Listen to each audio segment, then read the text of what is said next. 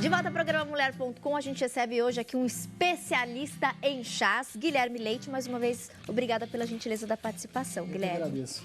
Guilherme, eu estou passando aqui pelas redes sociais, muitas participações também chegando aí, o pessoal ligando para o nosso call center, sobre o mate, o chamate. O famoso mate. Eu até comentei, né, que eu particularmente adoro o chamate gelado, tem muita gente que toma também aí quente, algumas combinações com limão, e aí o pessoal perguntando, Tati, fala mais sobre o chamate, curiosidades, inclusive em algumas regiões do Brasil, ele é muito consumido, né, tererê, chimarrão.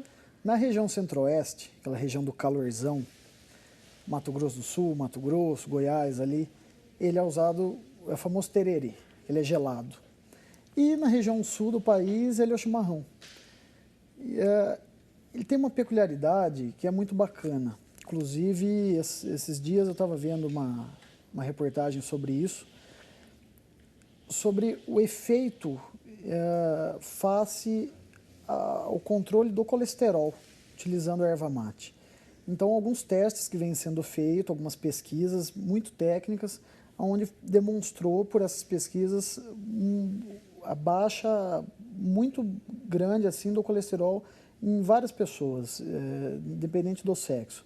Então, foi uma coisa muito bacana. Então, as pesquisas vêm sendo feitas muito fortemente em relação às ervas. Interessante. Aí, baixando o colesterol alto, quem tem problema de colesterol alto, essas pesquisas já apontando, então, o chamate como um aliado. Sim, com certeza. Claro que tudo fazendo parte de uma alimentação equilibrada, né? A gente não pode aí consumir, de repente, a fritura no almoço, no jantar, todo dia e achar que tomar o chamate vai baixar colesterol. Não tem milagre, tá? Né? Não tem milagre. Mas há uma associação, uma alimentação saudável, aí então tem aí esse ponto bastante interessante, o chamate ajudando a diminuir colesterol alto. Em relação à perda de peso, algumas pessoas também questionaram aqui, a gente recebeu até aqui uma participação pelo Face, eu vi logo de manhã ela postou, Aline Rangel. Tati, é verdade que chamate ajuda a perder peso? Tem alguma ligação? A gente não pode esquecer que cada ser humano tem um metabolismo. Bem lembrado. Cada ser humano é como se fosse uma máquina com as suas engrenagens, né? Então, cada um tem o seu metabolismo numa velocidade, com a sua determinada força de queima ou de acúmulo de calorias. Então, realmente, existem alguns testes que são ligados, inclusive, à questão do colesterol que eu acabei de falar, e demonstram que ele é, sim, um auxiliador na perda de peso, né? Assim como o chá verde, o hibisco, a folha da oliveira. Então, algumas pessoas falam assim, poxa, o chá verde ele é amargo.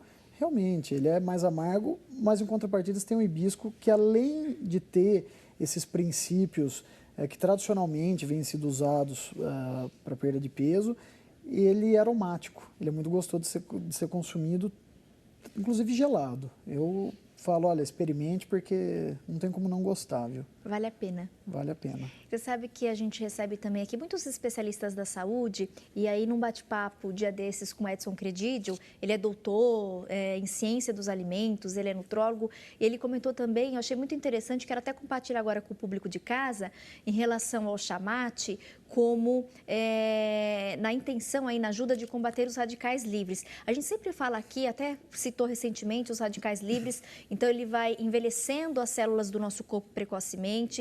Os radicais livres, eles estimulam as células cancerígenas, então por isso que é bacana alimentos que combatem os radicais livres. E o mate, até eu me lembro que o Edson Credidio comentou, né? Entre alguns alimentos que ele citou, o mate também acaba ajudando dentro de um contexto de uma alimentação equilibrada. Então também nessa questão do colesterol, de baixar colesterol, no combate aos radicais livres, que é exatamente combatendo, né, o envelhecimento precoce das nossas células e prevenindo as células cancerígenas no nosso corpo. Guilherme, o pessoal perguntou muito aqui também em relação às misturas. Então, o pessoal está questionando aqui, Tati, posso misturar ervas, né, camomila erva doce, ou, por exemplo, o mate com limão, se tem problema ou não, erva com erva ou a erva com algum outro alimento, no caso o limão, que é mais comum? Os famosos compostos, né, de ervas. A gente tem que tomar muito cuidado, porque uma erva, ela pode ser inofensiva e pode inclusive auxiliar, como a gente está cansado de ver o auxílio que elas dão o dia a dia nosso. Agora, esses compostos, eu volto naquele profissional da saúde que está empenhado 24 horas em mexer com isso. Realmente existem compostos que são muito bons, porém têm que ser elaborados com um cuidado muito grande, com uma atenção muito cautelar. Tá?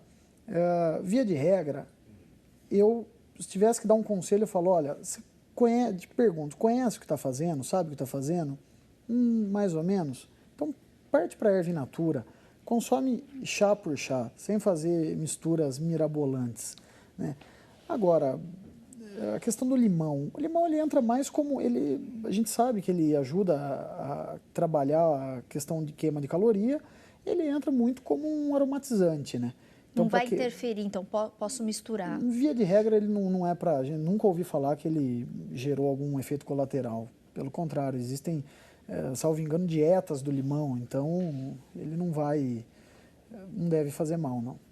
Então, para você que está em casa, inclusive a gente já recebeu aqui em outras oportunidades, não sei se vocês vão se lembrar, mas então essa misturinha de alguns alimentos, né, com algumas ervas, no caso o limão, então não tem problema, por exemplo, com o chamate. Agora, é preciso tomar cuidado, como o Guilherme comentou, erva com erva. Então, se de repente você vai fazer aquele chazinho, vai misturar 2 ou 3 ervas, cuidado, porque a gente não conhece, né, profundamente as composições dessas ervas e juntas podem trazer algum tipo de problema. Então, na dúvida, faça o chazinho de um ou de outro, ou então procure, de fato, aí um especialista, o fitoterápico, né, que você comentou, né, Guilherme? O profissional da fitoterapia, o médico, né, que já ele é pós-graduado nesse segmento de ervas. E aí pode autorizar e orientar essas combinações. Com certeza, ele vai fazer... Mas para os leigos, o ideal é mesmo não combinar ervas, né? Sim, esse profissional ele vai elaborar um questionário para você, um questionário pessoal do seu dia a dia, vai com certeza pedir alguns exames, da mesma forma que uma erva calma e a outra acelera, ele precisa saber o teu biotipo para saber o que ele vai aplicar. Perfeito. Eu quero aproveitar aqui e agradecer, né, a presença do Guilherme hoje conosco. E a nossa produção pegou uns dados aqui bastante interessantes. A fonte é o Hospital Albert Einstein é referência, né?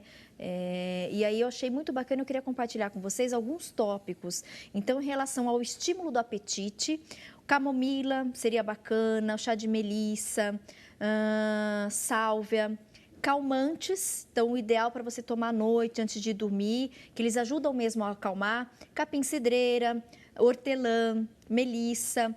Até eles comentaram também o alface, algumas pessoas costumam até fazer no suco, né? O suco verde, colocar alface, couve. E aí o alface, de fato, ele ajuda mesmo a dar uma acalmada, tá bom? Problemas estomacais, quem tem muito problema intestinal, então também a gente conseguiu aí, através do Hospital Albert Einstein, erva doce, hortelã, camomila. Digestivos, você que tem problemas digestivos, então hortelã, camomila, boldo já é bastante famoso também, Sim, né? Existem 2 tipos, inclusive, o boldo nacional e o boldo do Chile.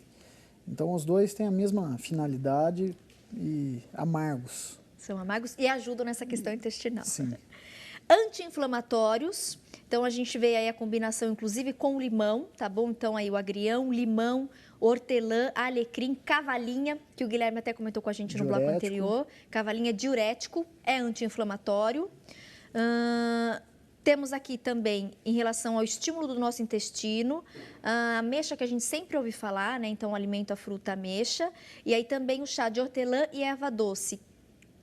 Acrescentando o capim-cidreira, ajuda a estimular o seu intestino. E aí, para combater os radicais livres, o chamate, até o Edson Credidio comentou também aqui no programa.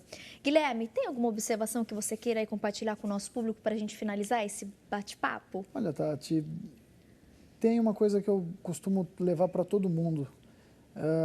Prestar atenção com aquilo que você está comprando. Antes de mais nada, todos nós somos consumidores. Então, esse mercado de ervas, nos últimos anos, melhorou muito. Então, tudo aquilo que cai na mídia, a fiscalização vai em cima. Isso é importante. Então, é importante esse auxílio da fiscalização para manter, para efetivamente fazer um controle de qualidade daquilo que é colocado no mercado. Tá? Então, observe, analise muito a embalagem, as informações. Você fala, poxa, mas uma erva, sim, é uma erva, é um alimento, você vai ingerir isso. Então, onde será que essa empresa condicionava isso? Qual será que é a origem disso? Então, por métodos simples, você consegue analisar a cor, a textura, o cheiro, o sabor e as informações da embalagem. Você consegue, te ajuda muito a distinguir se a empresa é séria ou se ela não é. Bem então, lembrado. É uma observação que eu faço. Ótimo alerta. Obrigada mais uma vez, Guilherme. Obrigado vocês e volte em pela outras oportunidade. oportunidades para a gente falar mais sobre o assunto. Muito obrigado.